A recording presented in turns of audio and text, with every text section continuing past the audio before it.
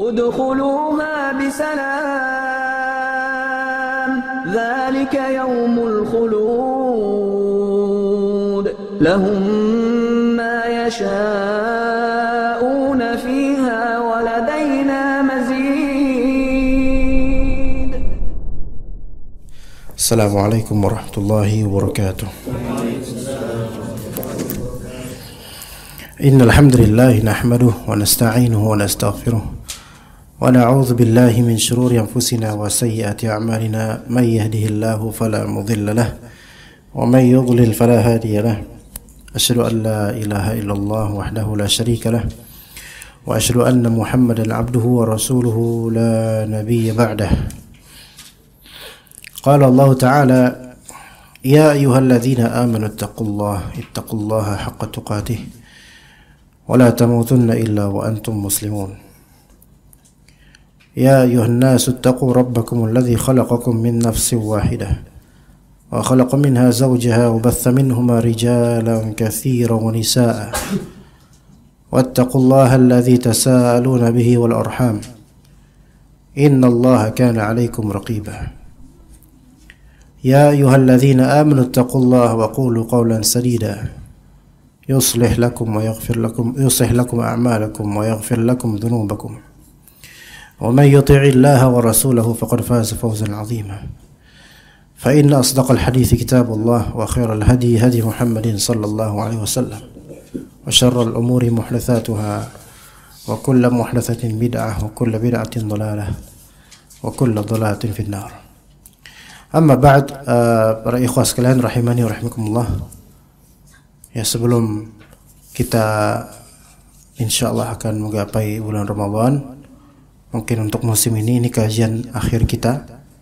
Ya, semoga Allah Ta'ala mudahkan juga untuk meneruskannya kelak setelah Ramadan biidznillah Ta'ala. Karena pekan depan 2 pekan lagi udah Ramadan ya, kita jadi nggak ada kajian insyaallah ya. Taib. Jadi ini untuk musim kita ini terakhir insyaallah. Maksudnya terakhir di sini untuk semusim ini. Dan alhamdulillah dengan pertolongan Allah Azza wa Jalla kita telah melaksanakan beberapa kali liqa atau meeting, pertemuan yang semoga sedikit atau banyak tetaplah bermanfaat untuk diri kita dan minimal tercatat kita mengisi waktu dalam kebaikan sehingga kita tidak tercatat dalam lembaran kita menyia-nyiakan sore hari kita. Sekarang di halaman 23 ya kawan. Sahihlah sesuai tanda dari yang ada tertulis di sini halaman 23. Semakin keras penganiayaan yang mereka rasakan, semakin dekatlah datangnya pertolongan. Sepertinya itu. Sahih. Antum pakai masker. Mana masker antum? Mana masker antum? Pakai masker. Khusus antum pakai masker. Iya. Hah? Lah. Nah, antum aja udah. Kalau Pak Syekh Imam jangan ini aja doang, semuanya pakai masker. Baik. Dikatakan oleh Syekh Utsaimin rahimahullah, semakin keras penganiayaan yang mereka rasakan, semakin dekatlah datangnya pertolongan. Pertolongan tersebut tidak berarti harus didapat ketika ia masih hidup. Sehingga dia melihat hasil dari dakwah yang dilakukan, namun boleh jadi pertolongan tersebut datang setelah ia meninggal dunia. Betul. Ini kadang-kadang nasrullah, pertolongan Allah itu enggak harus semasa kita hidup. Coba sekarang misalnya kita melihat qadar Allah belakangan ini sangat tampak Islam ini kok seperti diminoritaskan gitu. Dia anggap seperti apa ya, dipermainkan gitu. Kaum muslimin seperti diremehkan dengan peraturan-peraturan yang kok tentang Islam tuh ada aja keisengan gitu loh. Ada aja. Ya. Dan seperti ada pihak-pihak memang sengaja memberikan order waktu demi waktu selalu ada case atau kasus-kasus yang itu tuh tujuannya adalah untuk mendiskreditkan Islam dan kaum muslimin.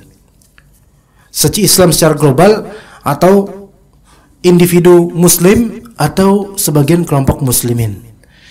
selalu ada dan tidak berhenti, terutama belakangan ini. Ini suatu hal yang sejujurnya saya pribadi dan juga tentu terutama Pak Idrus yang mungkin sudah lebih lama lagi memperhatikan sejak tahun-tahun puluhan tahun lalu, seolah-olah apa yang terjadi belakangan-belakangan ini tuh rentetannya kok seperti tidak pernah terjadi sebelumnya. Seperti memang ada keluar biasaan di sini. Ada seperti gerakan masif yang sengaja. Kita akan bertanya mata nasrullah. Kapan pertolongan dari Allah? Masalah azan misalnya. Walaupun benar azan itu memang harus dikondisikan ya, jangan sampai kita membagu kaum muslimin. Tetapi ada masalah pengkiasan terhadap suara anjing misalnya. Itu diantara sampel aja yang kita tentu memohonkan kepada Allah Ta'ala semoga Allah memaafkan orang yang berbicara seperti itu dan semoga Allah beri hidayah. Tetapi itu bukan sesuatu yang aksidental. Maksudnya terjadi gitu aja nggak sengaja. Karena lisan yang ceplos itu adalah aurat yang keluar, yang ditahan-tahan selama ini. Ada sesuatu di balik itu. Dan hal-hal lain. Kita ini Ahlus Sunnah tuh ngapain aja kan gitu ditanya. Ente ngaji terus, diam aja, enggak turun ke jalan, enggak ngapa-ngapain. Kita bukan enggak ngapa-ngapain ikhwan. Pertolongan Allah itu akan Allah berikan. Pasti janji Allah. Ala inna nasrallahi qarib. Tapi di sini kan kita itu diperintahkan liyabluwakum ayyukum ahsanu amala. Siapa yang terbaik amalannya itu.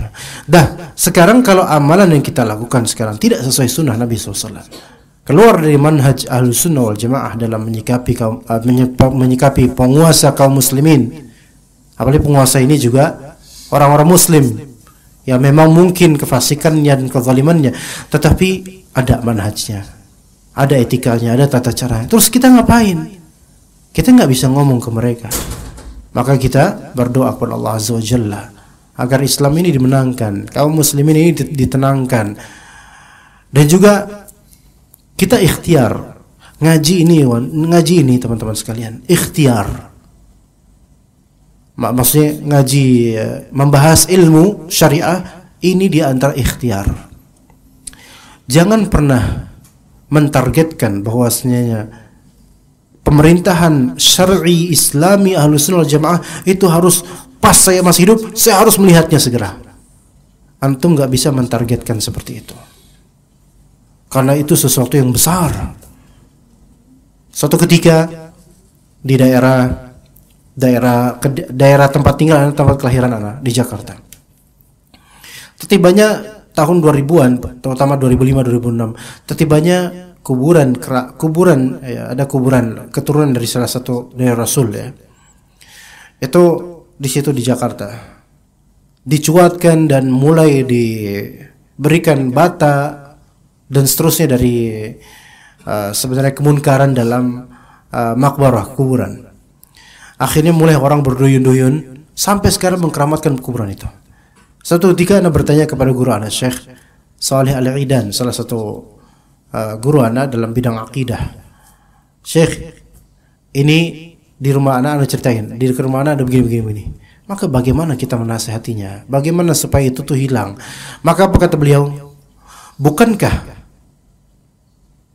kekhurafat atau kebid'ahan dalam di kuburan tersebut, di area kuburan tersebut, kebid'ahan tersebut, bukankah bertahun-tahun membangunnya? Iya, kata. Maka antum nggak bisa mengubahnya dalam sekejap. Sesuatu yang sudah dibina bertahun-tahun nggak bisa antum ubah balik dalam sekejap, nggak bisa. Nah, sekarang ikhwas sekalian, kita mungkin bertanya kapan Islam ini ditolong oleh Allah Azza wa Jalla? Kapan syariat Allah Azza wa Jalla ditegakkan di negeri ini? Pertanyaannya bukan kapan, tapi apa yang sedang kamu lakukan, itu aja pertanyaannya. Karena kapan itu gaib. Terserah Allah kan kapan? Terserah Allah kapan? Kita nggak bisa mentargetkan ikhwan. Dan nggak bisa kita memaksakan harus pas Anda sebelum mati harus ada melihat syariat Allah ditegakkan di Indonesia. Yakin antum masih hidup ketika itu? Karena kita tidak dibebani untuk itu. Kita dibebani untuk memperbaiki amalan kita sekarang. Karena boleh jadi tidak sekarang Allah berikan hadiah tersebut dan karamah tersebut kepada negeri kita. Boleh jadi cucu kita lah penguasanya nanti, pemimpinnya, yang mereka adalah anak kita, dan anak kita mungkin hafizah, dan cucu kita lebih hafizah lagi. Jadi enggak dibebankan kita untuk harus sekarang terjadi itu khilafah atau syariat semua. Enggak, sekarang orang banyak yang belum siap. Betul enggak?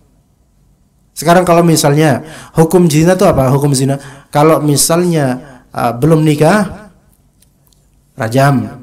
Apa namanya? Cambuk 100. Kalau sudah nikah rajam sampai mati. Taib. Kira-kira kalau itu ditegakkan di Bekasi misalnya, Bekasi, tempat kita nih sekarang nih, Bekasi, BKS ya. Gimana kira-kira?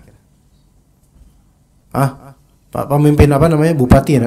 Bukan bupati, itu bupati ya, Bupati Bekasi namanya. Wali kota Bekasi menerapkan peraturan syariat untuk perzinahan ini. Gimana? Bukan Jakarta deh, Bekasi aja deh. Kira-kira gimana menurut antum? Viral nggak nanti? Pasti viral. Ditentang nggak oleh se-Nusantara? Ditentang, yakin ditentang. Iya, karena mindset masyarakat belum siap untuk itu. Baru satu case, baru satu kasus. Belum hukum lainnya seperti potong tangan, ayo. Dan banyak lagi, banyak sekali. Maka ternyata langkah yang paling tepat sekarang apa? Menuntut ilmu, mengamalkan dan mengajarkan. Itu sekarang. Iya. Antum sekarang kan bekerja misalnya di perusahaan. Gaji alhamdulillah di atas UMR misalnya, insyaallah. Ya untuk kebutuhan sehari-hari aja udah standar lah gitu. Masih antum mau mengeluarkan keringat untuk memaksakan diri harus melihat syariat Allah ditegakkan di muka bumi ini sekarang? Gak bisa. Jangankan di muka bumi Allah.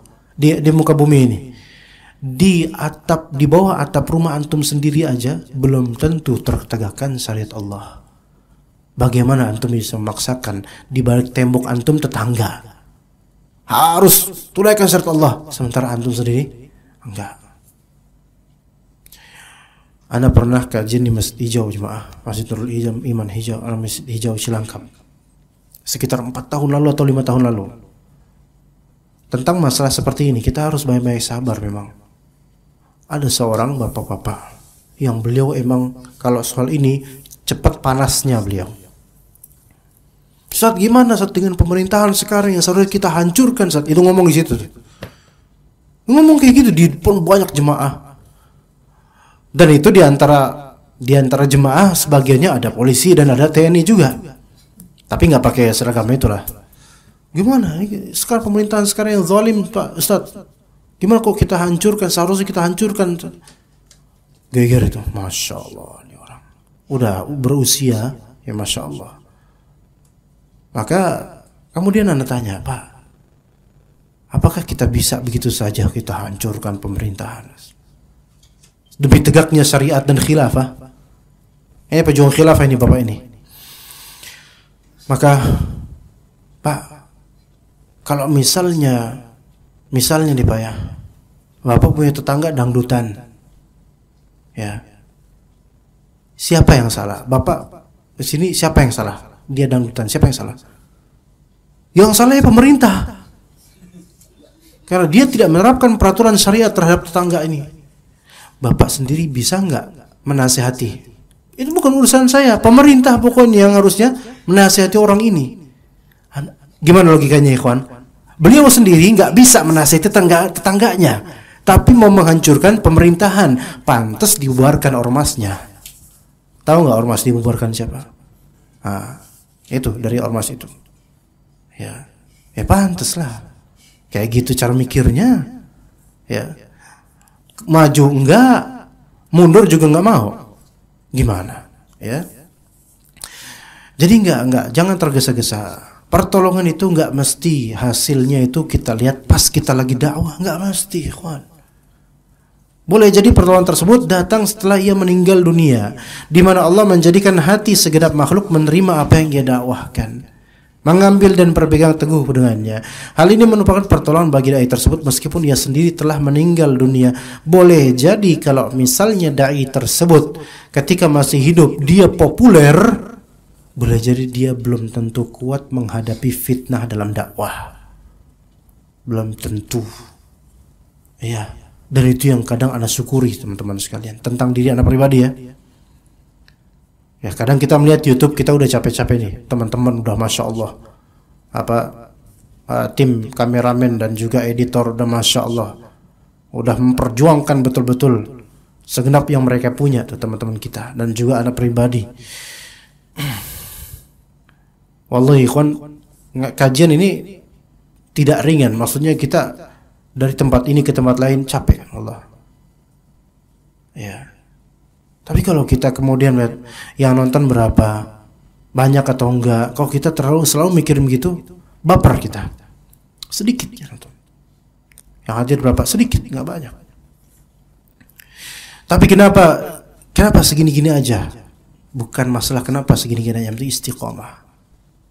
Karena justru ketika Anda memikirkan, jemaah ikhwan, seandainya nih di sini santri, Anda adalah dai yang sangat populer, seandainya kemudian terendus anak ngaji isi kajian di sini, pada begajulun dapat datang sini, nggak cukup misalnya, kira-kira jadi fitnah nggak kira-kira? Gimana jadi fitnah nggak?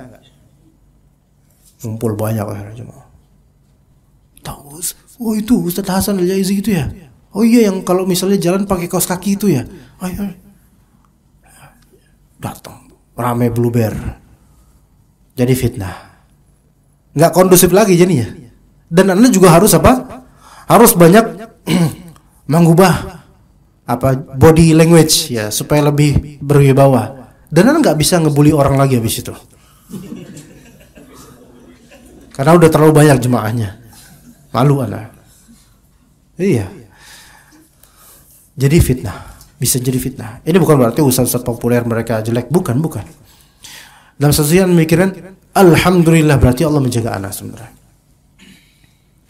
Dan juga beberapa ulama zaman dulu, boleh jadi ketika beliau masih hidup, itu yang datang, yang hadir ke kajian atau membaca bukunya sedikit. Tapi baru Allah tolong ketika sudah wafat. Al-Imam Abu Al-Hasan Al-Mawardi rahimahullah, wafat 400 sekian puluh Hijriah. Beliau punya kitab, banyak kitabnya. Kitab di antara kitab terbesar beliau namanya Al-Hawi Al-Kabir. Fikih Syafi'i segini jilidnya, fontnya kecil-kecil segini kan. Anak punya 19 jilid kira-kira, Darul Kutub Ilmiah Beirut, segini dan fontnya kecil-kecil.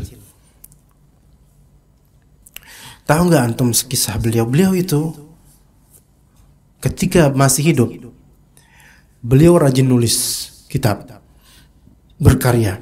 Tak satu pun dari kitab beliau yang terbit. Beliau simpen di tempat spesial, istimewa dan rahasia. Ketika beliau sakaratul maut, lagi mau wafat, udah merasa di mau wafat, maka beliau berpesan kepada orang yang terdekat nih, tolong di sini, kamu lihat nanti setelah wafat saya menyimpan semua karya saya di tempat ini sebutkan tempatnya. Namun lihatlah ketika saya wafat, dan itu karya tersebut belum pernah ada yang membacanya selain saya. Maka nanti ketika saya wafat, lihat apakah tangan saya kayak gini, tangan kanan saya kayak gini, atau kayak gini. Jadi orang wafat nanti ketika saya wafat, apakah tangan saya kayak gini, terbuka gini, atau tertutup gini. Kalau misalnya tangan saya terbuka, sebarkan kitab tersebut, semua karya saya sebarkan. Kalau tangan saya tertutup, tahan, jangan, berarti saya belum ikhlas. Faham gak maksudnya? Berarti saya belum ikhlas. Selama nulis berarti saya belum ikhlas. Dan yang bisa menilai tepatnya ikhlas atau tidak kita bukan kita. Siapa? Allah. Antum boleh bilang, aku ikhlas sama calon ya. Aku ikhlas sama kamu, beb. Iya, bebek ya. Aku ikhlas sama kamu, aku ikhlas memberi ini buat kamu. Setulus cintaku padamu. Iya, enak. Antum kalau masuk angin pulang aja. Iya, iya. Dan dia awalnya ya mau aja digombalin ya. Alah gombal tapi dimakan juga gitu kan. Nah, ketulusan itu tidak dibincangkan. Iya. Allah yang menilai. Maka kemudian ternyata beliau wafat, terbuka tangannya. Berarti Allah Ta'ala mengizinkan untuk disebarkan. Nah, sebarkan. Maka kitab-kitab seperti Al-Ahkam As-Sultaniyah, Al-Hawi Al-Kabir karya Al-Mawardi, dan juga Tafsir Al-Mawardi, itu semua baru diterbitkan setelah wafat beliau. Sampai sekarang kitabnya tercetak di mana-mana, ikhwan. Ajaib. Itu di antara kisah ya. Jadi Allah tolong kadang-kadang setelah wafatnya. Jadi karena itu setiap dai harus sabar dalam berdakwah dan terus-menerus jalan menjalankannya. Sabar di dalam menyeru kepada agama Allah. Sabar terhadap kendala yang merintangi dakwahnya. Sabar terhadap gangguan yang menimpanya. Perhatikanlah para rasul salawatullahi alaihim. Mereka diganggu dengan ucapan dan tindakan. Allah Ta'ala berfirman, "Kadzalika ma atal ladzina min qablihim min rasulin illa qalu sahirun aw majnun." Demikianlah tidak seorang rasul pun datang kepada orang-orang yang sebelum mereka, melainkan mereka mengatakan ia adalah seorang tukang sihir atau orang gila. Az-Zariyat 52. Sahir, penyihir, ikhwan, dibilang penyihir. Rasul selalu dibilang penyihir, selalu dibilang orang gila. Kalau sekarang bukan rasul, dai sekarang ada rasul. Ya. Dibilang apa antum? Kadrun. Antum itu kadrun. Ini kadruners semuanya. Apalagi yang udah punya jenggot nih, kadrun. Harusnya antum tuh semua tinggal di Arab gitu. Yang ngomong ini namanya Said namanya. Kalau Said bahasa Arab. Iya. Repotnya orang-orang. Kita ini sekarang udah dicap kadrun. Tapi anda yakin nggak ada yang bisa ngomong gitu di kehidupan nyata langsung, nggak ada yang berani ngomong kayak gitu ke antum. Anda jamin nggak ada. Kecuali kalau mereka bergombor, antum sendiri mungkin ya antum dikadrunin. One to one lah, satu versus satu lah. Antum ketemu orang kafir misalnya, ayo antum punya jenggot, antum jangan pelototin dia pakai matanya, jangan pelototin dia pakai jenggot antum. Dia ngeliat jenggot antum nggak berani nyebut antum kadrun. Apalagi Pak Idrus yang tampil, nggak berani, yakin nggak berani. Karena jenggot ini, kalau antum ikuti sunnah betul-betul jujur ya, jenggot ini menampar orang-orang yang anti sunnah sebenarnya, menampar. Antum seperti ada sima itu apa ya? Sima Indonesia apa sih? Sima home, tanda apa ya? Ya, karisma, tanda gitu, tanda baik gitu, tanda karismanya. Ada kalau antum sesuai sunnah, celana cingkrang, jenggotan, wah ini kadrun ini, hati. Digituin sama mereka, kadrun. Hah? Sekarang banyak orang-orang non-muslim gituin kita, beneran. Ada seorang pendeta, sebenarnya ngaku-ngaku aja dia. Nama pendeta ini namanya bapaknya para nabi. Anda nggak mau nyebut di sini karena dia suka online juga dia. Populer dia. Menyerang Islam, bahkan belakangan ini menyatakan 300 ayat di Al-Quran harusnya ya yang katanya gitu. Nggak usah disebut namanya. Ntar disebut pas offline aja baru kita sebut. Orangnya pantas digibahi, bahkan nggak usah dilanjutin lah, nanti takutnya dikasusin nah. Karena direkam. Syuf, lihat ya. Itu ketika dia berdebat dengan salah satu dari saudara kita, seorang muslim yang memang ahli kristologi ya, dan hafal bahasa Ibrani, ngerti bahasa Ibrani, ngerti bahasa Arab, ngerti letak-letak dari Bible dengan beragam versi. Dia tuh cuma bisa apa? Dasar kadrun, cuma bisa gitu doang. Itu hujah paling ilmiahnya itu situ, paling ilmiahnya. Kamu tuh kadrun tuh harusnya benerin tuh mulut kamu, cuman gitu doang bisanya. Nggak bisa membantah dengan hujah ilmiah. Kemudian muslim ini bersabar aja. Tapi orang-orang moderatornya juga kayaknya sabar tuh, moderatornya dari Nasrani juga. Itu kayaknya orang-orang insya Allah bisa melihat. Terkadang orang-orang jahat itu mereka terpaksa untuk menelanjangi diri mereka sendiri. Iya, ini kaidah. Orang-orang jahat pada waktunya akan terpaksa menelanjangi dirinya sendiri, seperti pendeta ini. Iya, itu kaidah. Silakan direfleksikan. Ya. Ketika kita punya kejahatan yang tersembunyi dan rutin, maka Allah akan menelanjangi diri kita sehingga aib kita terkuak betul-betul. Iya. Sebagaimana suatu ketika ada seseorang berbuat jahat, ana lupa apakah dia berzina atau mencuri, ana lupa. Di masa Umar bin Khattab. Maka kata orang itu, "Maafkan saya." Kan terbongkar aib dia. Kata dia, "Maafkan saya, ini baru pertama kali." Kata Umar, "Kadzabta." Bohong kamu. Kalau ini baru pertama kali, enggak mungkin Allah membongkar aibmu ini. Pasti ini karena kamu sudah sering melakukannya, maka Allah bongkar. Makanya aib-aib tersembunyi kalau enggak ditaubatkan, walaupun ya oke, kadang melakukan terus taubat, melakukan taubat. Intinya taubatinlah sering-sering. Kalau enggak pernah ditaubatkan, dia mati terus, pada waktunya akan Allah bongkar. Dan udah susah kayak gitu, kalau misalnya kayak gitu udah susah. Orang enggak percaya nanti, ya. Kemudian kata Allah Azza wa Jalla, "Wa kadzalika ja'alna likulli nabiyyin aduwwan minal mujrimin."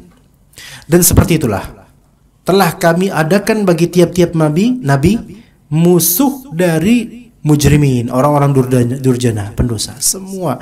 Pokoknya semua dai harus tahu, baik skala dai yang besar maupun mungkin seperti kita yang cuma keluarga, ada musuh, ada yang hasad, walaupun skala keluarga.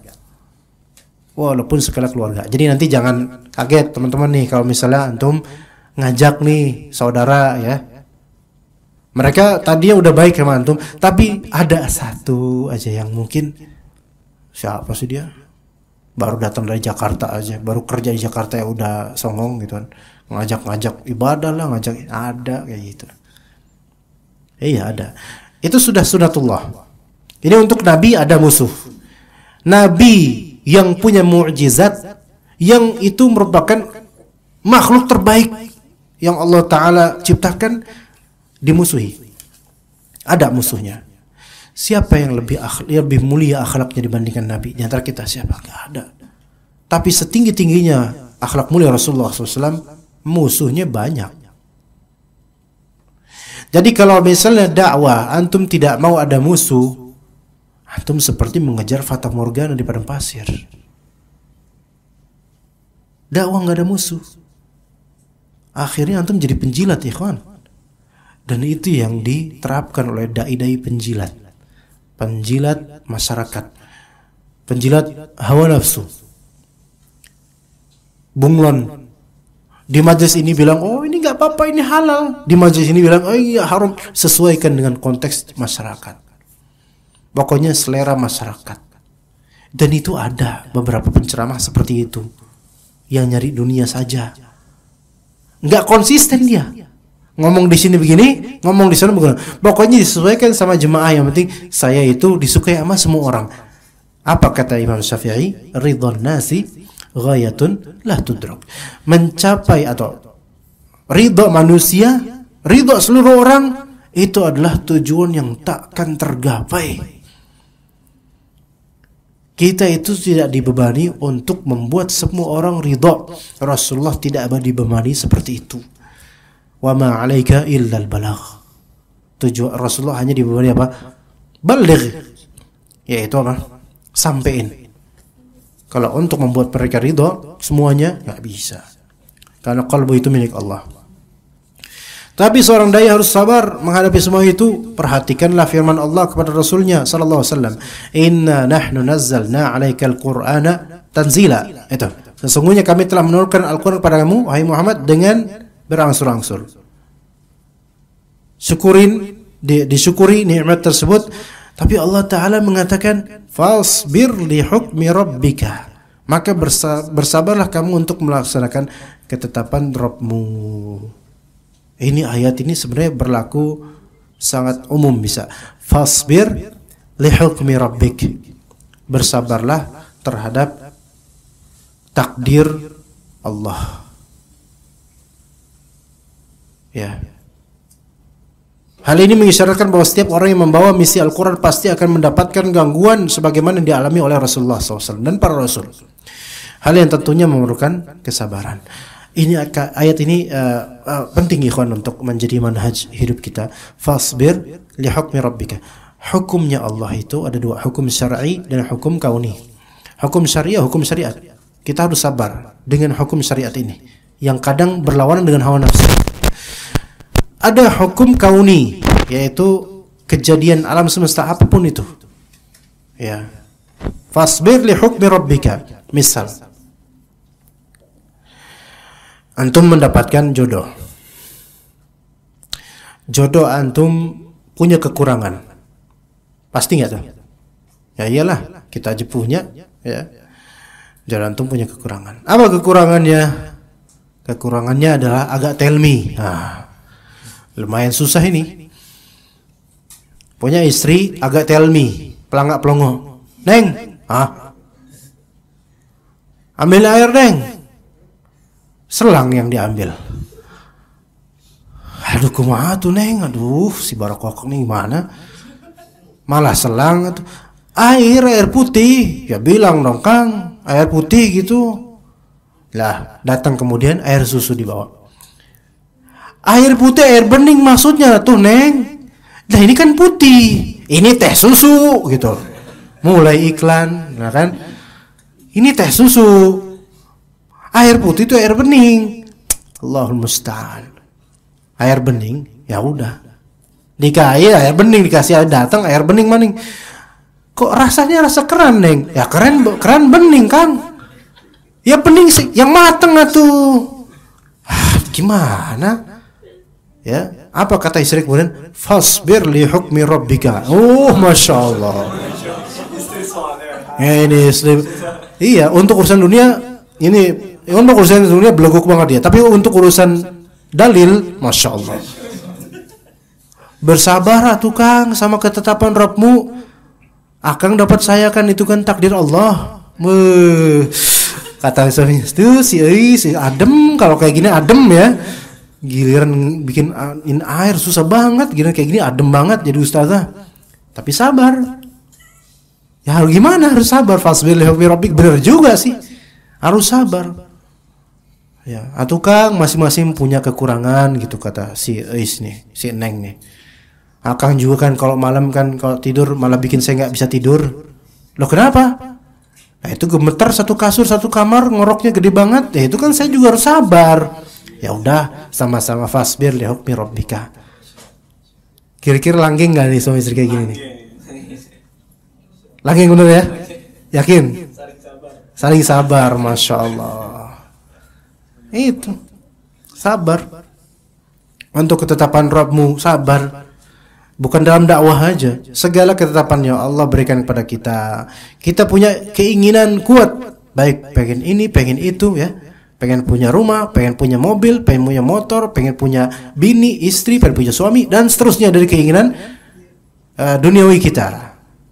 Tapi ternyata kok nggak kunjung Allah berikan ya, padahal kita udah ikhtiar. Maka fasbir li hukmi rabbika, pasti hikmahnya besar. Kenapa Allah tidak?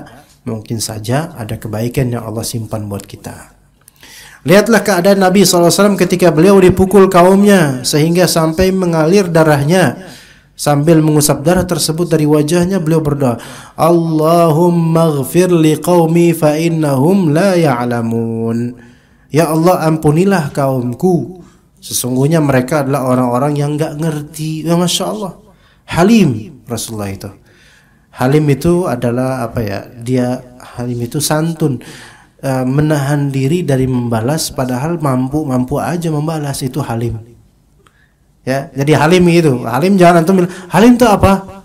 Bandara di Jakarta Timur. Ya bukan, itu Halim Perdana Kusuma. Halim, hilm, ya. Ada sahabat yang Rasulullah bilang, dua karakter kamu yang terpuji, yaitu al-hilm wal anat. Hilm dan anat itu tenang, anat itu tenang. Hilm di sini yaitu bersabar, menahan diri padahal mampu membalas gitu. Dan Allah Ta'ala tersifati halim. Allah Ta'ala tahan azabnya padahal kalau Allah balas segera bisa itu. Nah, itu sifat hilmnya Allah. Kayak misalnya antum diejek, ya, misalnya, bapak kamu kuliah, ngejek tuh. Iya, pengen jawab, kenapa lo emang? Pengen jawab gitu, iya. Oh pantes, bapaknya kuliah, anaknya kayak gini, digituin gitu. Antum kalau digituin gimana, kawan? Ada nggak panas gitu kan? Iya. Padahal belum tentu bapak antum kuli gitu loh. Tapi digituin aja. Jangan direspon, jangan ngomel, sabarin aja. Oh alhamdulillah ya udah takdir Allah kayak gini saya mah gitu. Oh gitu ya, ya iyalah emang harus nerima nasib ya anaknya kuli digituin. Terus aja. Ini nggak berhenti nih orang ya. Ntar tadi ada pisau kayaknya nih. Nah.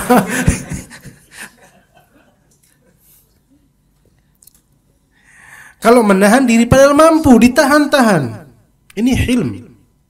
Anak misalnya terhadap orang tua, makin berusia orang tua itu makin menjengkelkan bagi anak-anak muda. Ngeselin nih kolot ngeselin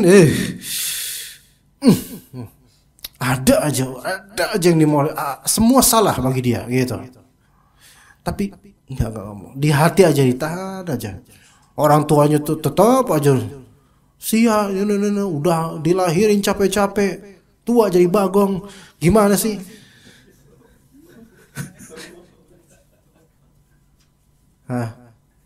Gimana?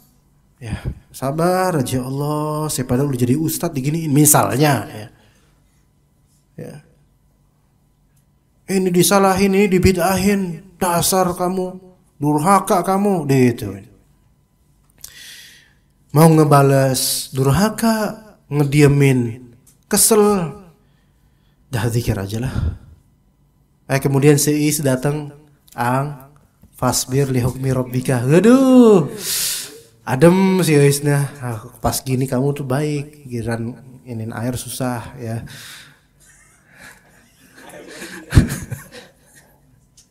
Air ya. Nah gitu kan, sabar ya gitu. Hilm. Maka hilm ini dibutuhkan dai. Kadang ada pertanyaan dari mad'u, dari jemaah, pertanyaan yang kadang pertanyaannya itu ngeselin. Kayak misalnya di Masjid Nabawi itu ada di antara syekh yang ana sering ikut kajian, sering ana dengar kajiannya, Syekh Saleh As-Suhaimi hafizahullah. Beliau usia sekarang 80 tahunan tapi masih suka ngisi kajian. Ya. Syekh Saleh As-Suhaimi ini di salah satu kajian beliau, kajian Sahih Bukhari untuk Kitab Tauhid, ketika beliau membahas tentang salah satu ayat Allah, qul ayyu syai'in akbaru syahadah qulillahu syahidun baini wa bainakum. Nah, beliau menjelaskan tentang makna syai' di sini dan tentang akidah yang benar terhadap penafsiran ayat tersebut. Di sesi tanya jawab, ada pertanyaan kan, pertanyaan itu dibacakan oleh murid beliau kan, salah satu operator qorinya dibaca. Kata qorinya, "Ana la adri ya Syekh, madza sanaqul li hadha sa'il." Maksudnya kan biasa pembacanya qorinya ini bilang kalau misalnya ada pertanyaan bilang Sa'ala sa'ilu al-karim, yaitu penanya yang mulia berkata gitu. Tapi ketika ini ada pertanyaan yang menyakitkan, jelek pertanyaannya. Ana la adri Syekh madza sanaqul li hadha sa'il. Ana enggak tahu ya Syekh, kita harus ngomong apa tentang penanya ini. Fadl, iqra soal, kata Syekhnya. Bacakan soal itu. Qala sa'il hal hadzal kalam alladhi tudallisuhu yanbaghi an yulqa fil Masjidin Nabawi, kata diterus itu. Apakah omongan ini, yaitu yang diceramahkan oleh Syekh, yang telah engkau palsukan, itu layak untuk diucapkan di Masjid Nabi gitu. Gimana? Ibaratnya gini nih. Di masjid ya antum kajian sama anak udah ngejelasin capek-capek, ada penanya, "Wahai Ustadz, apakah kebohongan antum itu layak untuk dituturkan di masjid? Kira-kira gimana?" kasih racun. Ya, dan Syekh cuma ketawa. Itu malah Syekh tua itu. Berusia ketika itu mungkin 60 tahun, 70 tahun. Ketawa. Akhirnya kemudian beliau jelaskan dengan baik ya. Padahal itu Masya Allah kadang kalau usia udah tua kemudian mungkin punya gula darah itu kadang begidik itu mungkin murid-muridnya itu udah naik darah itu darahnya tinggi sampai keluar muncrat-muncrat kali saking tingginya. Masya Allah anak aja yang denger pakai headset aja MP3 aja kurang ajar nih penanya nih nunggu petir nyamber apa gimana nih kualat ini gitu kan. Tapi saya sabar, ya. Gak tahu gimana kita jemaah kalau misalnya di usia tua, kemudian dikecewakan sama orang, kadang-kadang nggak terkontrol. Ana pernah, ini sedikit cerita aja, walaupun ini tidak masuk ke dalam materi, tapi nggak apa-apa, sedikit aja. Di masjid, misalnya di masjid ada namanya Nurul Islam di daerah Pondok Kopi, ya, dekat rumah sakit Islam. Nuris tahu. Pondok Kopi. Nulis itu. Ya. Habis kajian gitu kan ngobrol sama beberapa orang tua. Usia 70-an tahun, 80-an tahun. Ketika seorang tua ini dengan lemahnya ngomong, "Jadi gini, saat gitu." Ya ngomong gitu. Ada yang lebih muda lah usia 40 atau 50 tahun, itu nyaut-nyautin beliau ngomong gitu loh. Apa nembak-nembakin atau motong-motongin. Langsung marah itu Pak tua itu. "Diam kamu, gak tahu kok orang tua lagi ngomong." Wih udah gemeteran. Ya ini mati nih, bentar lagi mati nih katanya. Ada saya mikir kayak gitu nih. Mati nih bentar lagi nih. Enggak, udah kayak karena emosinya tuh darahnya tuh kan ada penyakit dalamnya enggak tahu. Wah ini mati berabe nih, mati di sini berabe nih. Tapi alhamdulillah mereda gitu. Orang kalau ngomong udah mulai ya, Masya Allah. Ya jadi ikhwan kalau kita punya orang tua Jangan kita merugikan diri kita dengan mengecewakan mereka, ya. Orang tua kita di kampung, berbaktilah antum kepada orang tua. Bekerjalah sekarang mencari nafkah untuk menemui mereka mungkin pas nanti lebaran, berbaktilah sama mereka. Ketemu mereka, jangan kecewakan mereka selama bukan dalam hal maksiat. Taatilah mereka. Gapailah apa yang mereka impikan tentang diri antum. Kalau mereka menginginkan antum saleh, jadilah saleh. Kalau mereka menginginkan antum itu hafal Quran, jadilah penghafal Quran. Kalau mereka menginginkan setelah wafatnya mereka antum terus mendoakan mereka, jadilah para pendoa terhadap orang tua setelah wafatnya. Dan ketika hidupnya juga. Tapi kita lanjut. Karena itu setiap dai harus sabar dan hanya mengharap pahala dari Allah. Masya Allah, ini sabar dan hanya mengharap pahala dari Allah ini berat ikhwan, azim. Berat di pengamalan dan berat di hasilnya gitu. Ya. Dan sabar itu terdiri dari 3 macam. Ini udah pernah kita bahas. Sabar dalam ketaatan, sabar terhadap yang diharamkan, maksiat ya, dan sabar atas takdir Allah Azza wa Jalla. Baik itu yang tidak ada usaha kekuasaan hamba di dalamnya, ataupun yang diberlakukan Allah melalui tangan-tangan sebagian hambanya dalam bentuk gangguan dan penganiayaan. Taib, sedikit kita lanjut. Bismillah. Ya, tafsir surat Al-Asr. Dalilnya, maksudnya dalil ada dari 4 tingkatan ini adalah firman Allah wal asr, demi masa. Di dalam ayat ini Allah bersumpah dengan Al-Asr yang berarti masa, waktu, tempat, ruang, segala kejadian yang baik maupun yang buruk. Wal asr, Allah bersumpah dengannya bahwasanya setiap manusia akan merugi kecuali mereka yang memiliki 4 sifat ini, yaitu iman, amal saleh, saling berwasiat dalam kesabaran, kebenaran, dan saling berwasiat dalam kesabaran. Ibnu Qayyim al-Jauziyah rahimahullah beliau berkata, jihad terhadap nafsu itu ada 4 tingkatan. Jadi jihad itu beragam macam, ada jihad al-qital, ada jihad nafs, jihadun nafs, dan tertingginya jihad adalah jihadul qital. Ya, jihad fi sabilillah, jihad medan perang. Jihad yang pertama Jihad menundukkan nafsu untuk mempelajari petunjuk dan agama yang benar. Ini jihad pertama. Dia mana tidak ada kemenangan dan kebahagiaan dalam hidup di dunia dan kelak di akhirat kecuali dengan ilmu syar'i, ilmu agama. Jadi mempelajari ilmu agama yang sahih itu adalah jihad tersendiri.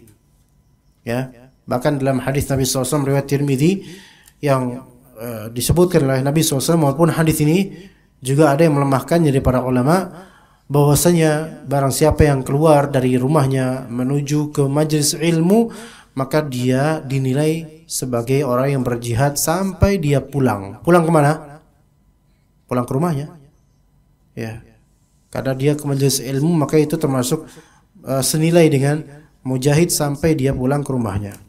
Kemudian juga jihad yang kedua, jihad menundukkan nafsu untuk mengamalkannya setelah mengetahui petunjuk dan agama yang benar. Mengamalkan ilmu ini juga butuh mujahadatun nafs, butuh jihad. Kita itu kadang mau maksiat, kita tahu ini maksiat, kan ilmu itu. Mengamalkannya itu kadang berat karena udah terjerumus, teraruskan dengan hawa nafsu. Akhirnya ikutan, lanjut ya. Nah itu juga jihadun nafs. Bahkan bagi sebagian orang ini merupakan yang paling keras, paling berat buat dia. Tinggal di lingkungan yang begajulan. Sekarang gini aja teman-teman. Di antara kita mungkin ada yang masa lalunya itu anak band atau punya lagu-lagu nostalgia. Lewat di jalan, terus ada tukang VCD bajakan. Sekarang masih ada nggak tuh ya kan? Masih ada lah. Laku nggak tuh? Kalau dulu mau di stasiun banyak banget itu dulu. VCD bajakan, dengar nyetel lagu lama, lagu yang dulu kita favorit pas zaman SMP SMA. Wah, lagu gua nih. Tanpa sadar kaki terhentak. Tanpa sadar itu. Padahal udah taubat tadi, udah hijrah ke Habasyah, udah hijrah padahal. Tapi kadang astagfirullahaladzim. Aduh, tapi enak, itu ada kenangan sama fulanah gitu. Kayaknya itu akhirnya. Itu happening itu. Bisa terjadi pada manusia itu. Dia udah gak mau lagi. Tapi tukang visi dibajakan ini benar-benar pinter banget untuk menggait hatinya. Masya Allah, ini dengar lagunya ini. Ini dia nih lagu yang pernah mencuri hati saya. Masya Allah. Kenapa Pak? Ini dia nih lagunya. Aduh, kenangan banget masa-masa begajulan tuh sama barudak gitu kan. Akhirnya mulai maksiat, nggak cukup satu lagu, langsung nyari albumnya di internet. Ya, udah pecah lagi telurnya. Tadinya udah taubat, mulai lagi, ya kan? Itu berat, ikhwan, ya. Apalagi kita punya masa lalu yang memang indah, beautiful tapi bad gitu loh. Iya, gimana tuh? Beautiful but bad. Cantik tapi indah untuk dikenang, tapi jelek secara syar'i. Banyak bisa jadi ada di antara kita. Ya jangan kayak gitu ya. Ketiga, jihad menundukkan nafsu dalam berdakwah kepadanya serta mengajarkannya kepada orang yang belum tahu. Ini jihad juga dakwah kepada orang, ngajarin, ngingetin yang belum tahu atau yang sudah tahu bahkan. Kita ingetin, itu juga butuh jihad. Betapa banyaknya anak-anak kecil ngomongnya jorok. Dan di dekatnya tuh ada orang tua. Orang-orang tuanya bukan orang tua kandung, bukan. Maksudnya orang-orang sudah berusia, maksudnya orang dewasa. Orang dewasa ngapain? Cuman geleng-geleng doang. Barudak zaman samenet mah kayak gini gitulah.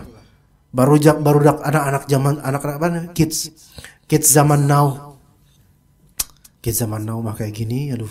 Naudzubillah min dzalik ya, gitu ngomong sama bininya kayak gitu. Padahal di sampingnya tuh anak ngomong jorok. Tinggal dia ngomong, "Nah, kamu kok kayak gitu sih ngomongnya, siapa sih orang tua kamu?" gitu. Nasihatin kan gitu ya. Kadang di dalam masjid Anak-anaknya bercanda. Kadang ada yang ngomong jorok tuh. Minimal ngomong maaf ya, anjrit dan seterusnya. Ya, apalah ngomong gitu. Orang tuanya hanya mbah-mbah atau bapak-bapak tuh cuman ngelus dada. Emang ngelus dada emang ngapain, mau nyantet dia apa mana? Nggak cukup untuk ngelus dada, ingetin. Nggak boleh ngomong kayak gitu. Nggak boleh. Gituin, ingetin sih. Anak itu akhirnya makin sadar itu nggak boleh. Kalau selama ini didiemin karena merasa bukan orang tuanya, ya kita berarti sama dengan menjerumuskan dia dong. Kan apalagi anak kecil lebih gampang kita omongin aja. Itu ketidakberanian kita, nggak mau mujahadah. Lah sama anak kecil yang bisa kita atur aja, kita nggak mau ngomong kayak gitu, sungkan. Apalagi sama yang lebih gede. Ayo, nggak berani kan? Nggak berani. Sama anak kecil aja nggak berani. Iya, ya. Jihad menundukkan hawa nafsu untuk sabar menghadapi rintangan dakwah kepada Allah dan gangguan makhluk. Wah, ini juga rintangan dakwah. Kalau dulu titik-titik dukun bertindak, apa sebelumnya kalimatnya apa tuh? Ya cinta ditolak, ya udah cari yang lain, karena gitu ya. Nggak usah pakai dukun bertindak. Iya. Cinta ditolak, maka mencintai dukun. Ini lebih jelek lagi. Udah cinta ditolak, stok lain masih banyak, kan gitu ya. Nah, sekarang dalam dakwah juga kadang ada begitu. Ini dai ini nggak bisa kita bendung, udah pakai santet. Itu bisa terjadi. Ya, bahkan Alkisah dalam beberapa desa ada kiai kampung yang memang sudah senior di situ, udah lama dakwah di situ. Nah, ada anak-anak muda yang memang ada kiai muda, ya, kiai muda lulus mana gitu dari luar kota atau luar negeri, dah jadi kiai muda di situ daerah yang sama. Tuh ada yang kayak gitu. Siapa yang nyantet? Ya pesaingnya kiai tua itu. Ada yang kayak gitu. Diceritain ayah saya tuh. Ada yang seperti itu. Ya Allah. Ternyata gangguan bisa sampai segitunya. Bisa. Jadi nggak semua dai yang mungkin antum ngelihat ketika ustadz ini kalau ngisi kajian cerah. Tapi boleh jadi malam harinya itu betul-betul merasakan rasa sakit yang payah banget. Karena santet itu biasanya terjadwal ya kan. Kadang runut jam 2 terus nanti besok jam 2 lagi. Kadang maghrib terus gitu. Kadang begitu. Itu nggak cuma nama dai yang jadi ustadz ya. Kadang sama orang yang memang dia itu punya andil lah dalam dakwah walaupun bukan pengajar. Itu bisa dihasatin sama sebagian orang. Nggak bisa dijegal, dukun bertindak gitu. Ada yang seperti itu. Maka menghadapi yang seperti ini ya sabar. Karena mau gimana? Kita kalau misal, naudzubillah, kalau seseorang disantet, bisa apa coba? Balas santet, kirim balik Memang dikira dukun saya nggak bisa ngirim balik. Lah ini berarti kan melepas sihir dengan sihir, nusrah namanya, haram, syirik juga ini, nggak boleh. Jadi apa? Sabar, minta sama Allah petunjuk, minta sama Allah kesembuhan. Wallahi ikhwan, kena santet itu memang santet kelasnya beda-beda, tetapi ketika sudah kena ujiannya berat ujiannya. Kadang-kadang dai itu bukan si dainya yang disantet, tapi yang disantet putrinya. Apalagi putrinya cantik. Kok bisa gitu? Itu strategi setan. Ya, karena kalau anaknya nih, kalau misalnya bapaknya disantet, ya bapaknya sakit kan? Kalau ibunya disantet, ibunya sakit kan? Sakit, bahkan kalau mati pun bapaknya mungkin belum tentu sedih. Wah, mati juga akhirnya bisa nikah lagi. Ya. Lah kalau anak yang disantet, siapa yang nggak sedih anak disantet?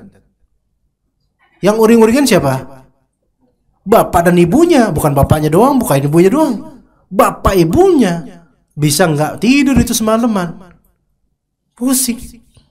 Jadi satu keluarga jadi kena jadinya. Iya. Nah ketika bapak ibunya tidak terkontrol emosinya, kena juga, nyamber. Karena aslinya orang tuh nggak bisa disantet kecuali kalau ada celah. Celahnya di emosi. Iya, celahnya di emosi, ikhwan. Jadi kalau nggak jaga emosi di keluarga, set, kena tuh. Santai tuh nggak bisa dukun langsung ala kazam, bruk gitu, langsung kena, nggak. Ada momentumnya. Ini bukan anak ngomong kayak gini bukan karena anak pelakunya, bukan. Emang kayak gitu emang. Ala kazam, nggak tahu, tanya aja si Uis lah dia yang tahu. Ya. Jika mampu menyempurnakan keempat tingkatan tersebut, maka ia termasuk golongan orang-orang Rabbani. Insya Allah kita lanjutkan pada musim depan, insya Allah Ta'ala. Ya, mudah-mudahan kita bisa ketemu lagi, dan mungkin anak akan kangen juga sama antum nanti pada waktunya, nanti insya Allah ketemu insya Allah ya. Mungkin sebulan atau sekian waktu insya Allah Ta'ala. Semoga Allah Ta'ala berkati rezeki yang Allah berikan kepada antum dan juga anak, dan menjadikan yang berkah itu berfaedah untuk diri kita dan keluarga kita. Ya, jangan wasiat anak teman-teman, ya mungkin kita nggak ketemu untuk sekian lama, ya nanti mungkin pada pulang kampung pas lebaran, pulang kampung nggak? Pulang, udah nggak betah di Bekasi ya, banyak asapnya ya. Nah, yang pulang kampung nanti bahagiain orang tua, dari sekarang niatin bahagiain orang tua ya. Pulang nanti bawa cakwe ya. Jangan pulang bawalah keimanan dan ketakwaan, bawalah niatan untuk berbakti pada orang tua, bawalah agama Allah, agar orang tua bahagia ngeliat antum. Wah, bukan hanya pekerjaan dan uang yang antum dapatkan, tetapi bekal keselamatan akhirat yang antum dapatkan. Semoga menjadi contoh buat saudara-saudara antum, di saudara-saudara kita semua termasuk anak di rumah. Ya, wassallallahu ala nabiyina Muhammad wa ala alihi wa sahbihi ajma'in. Subhanakallahumma bihamdika asyhadu an la ilaha illa anta astaghfiruka wa atubu ilaik. Wassalamualaikum warahmatullahi wabarakatuh.